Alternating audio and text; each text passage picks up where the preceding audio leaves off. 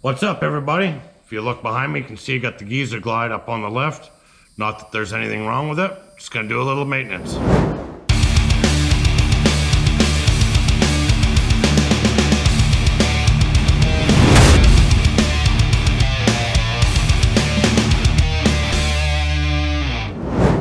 Welcome back, everybody. Thanks to my old subscribers for sticking around. Thanks to my new subscribers for checking it out at least. Anyways, I'm getting ready to take another big trip. I took one last year. It was 2,200 miles in a couple days, and I'm getting ready to do another big run like that. I'm just doing a little maintenance before I take off. Just had tires put on it, front brakes. Unfortunately, the shop that I went to, they didn't have the rear brake pads for it, which is okay because now I can show you how to install them. And I'm also going to do a rear differential service and show you how to do that on your second gen, even your first gen GL1800. Now, one thing you want to do is be able to have pretty decent access to it. I've actually got this Harbor Freight motorcycle lift, and I was kind of leery at first of whether or not get lifted high enough or even be able to lift it in general. I mean, it's rated at 1,000 pounds, but let's face it, you know, it's Harbor Freight. So in order to do the back brakes and the front brakes, you're gonna need a couple things. You're gonna need a little flat bar. Some people just use a screwdriver and a little piece of plastic. I use this little plastic wedge to give you something to protect your rotor while you're doing this job.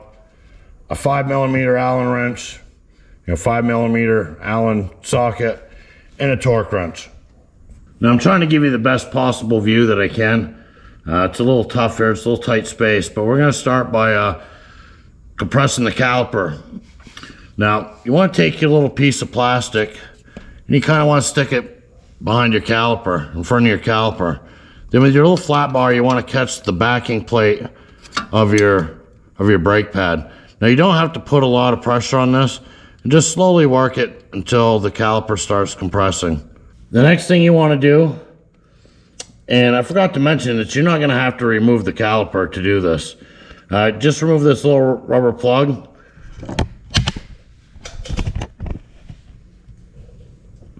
And there's a 5mm Allen bolt in there that you have to remove. Now to remove this, I'm just going to use a standard 5mm Allen wrench. I don't want to use the socket one at this point because they tend to be a little bit cheap, and if you break one inside there, you're gonna have a bad day. So just remove that. Be careful of your pipes. You don't want to screw up your pipes. So once you get that out, the pad should just drop right out.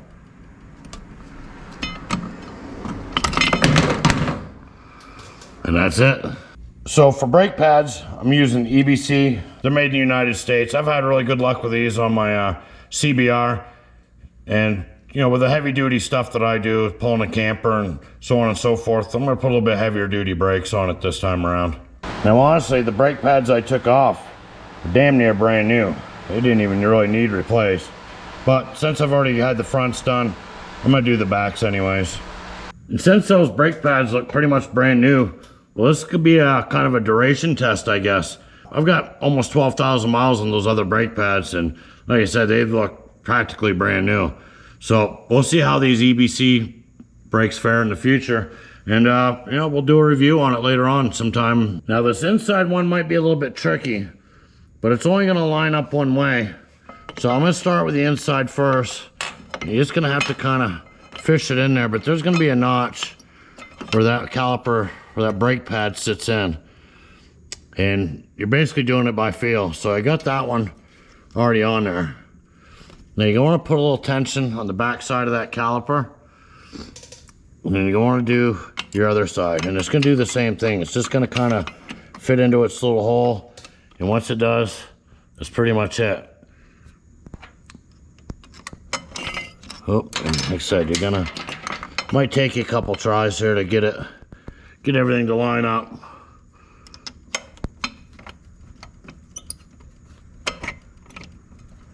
And there you go. And the brake pads are in. Really simple job. I mean, it's not that hard to do.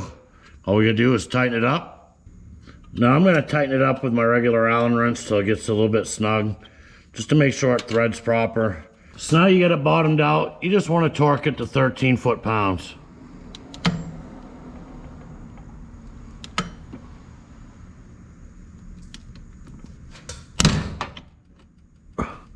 And that's why I said you don't want to use these stupid bits, because they break, and I just broke a bit off in there. So that's going to be a whole nother challenge. And I successfully got that out of there. But yeah, cheap little Home Depot stuff. You know, gonna need some hardened stuff for this. But I can't believe that thing broke with only 13 foot-pounds of torque. Broke that bit off. I can't believe that thing broke with only 13 foot-pounds of torque. I mean, that's not a whole lot. But it's bottomed out. We got it in there. Put your cap back on. Provides a little protection. And just pump up your brakes till they're tight. There you go. Get a nice hard pedal. Brakes are done. Piece of cake.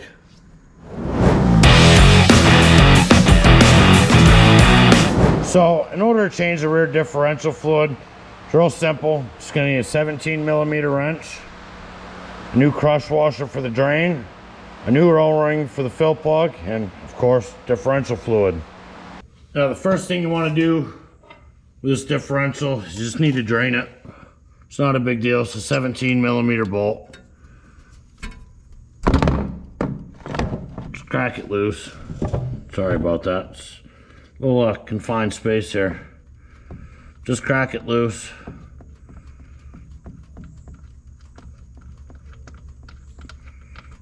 Just let it drain out. Your crush washer is going to fall out. No big deal. That's why you get a replacement. Now this differential doesn't hold much. It only holds about 4 ounces, so don't be surprised if you don't get a whole lot of fluid out of there. And this fluid actually looked pretty good.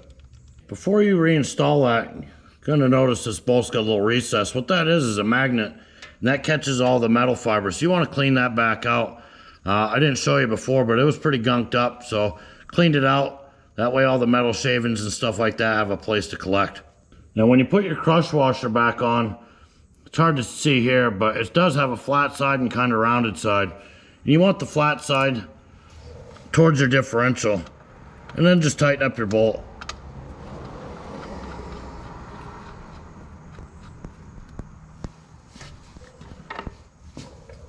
Then just snug it up real good.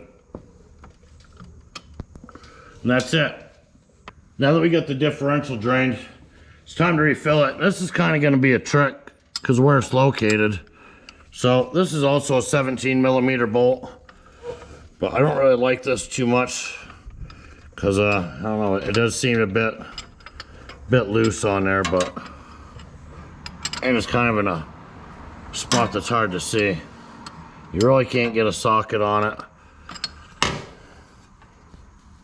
And it's got a little rubber O-ring on it as well, which causes a little bit of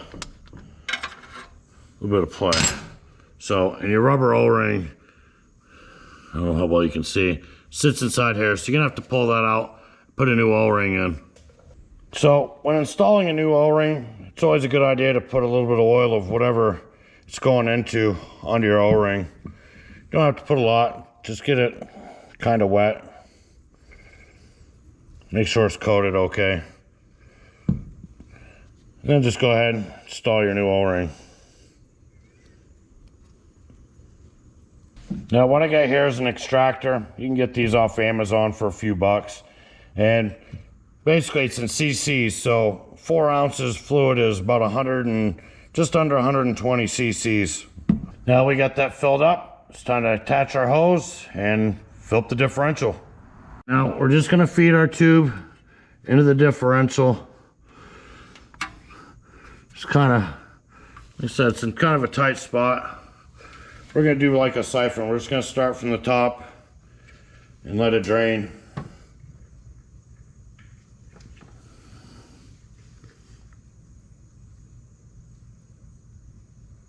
Might take a little bit of time with this. It is kind of a thick fluid, so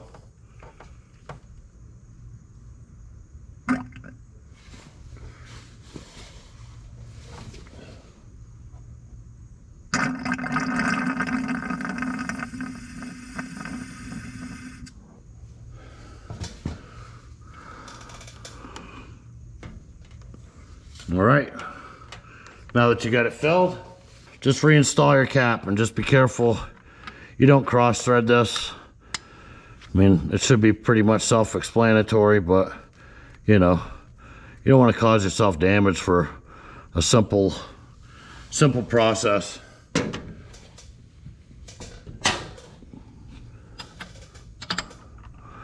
And then just go ahead and tighten it back up. So it's a bit of a bugger. And you just want to snug it up.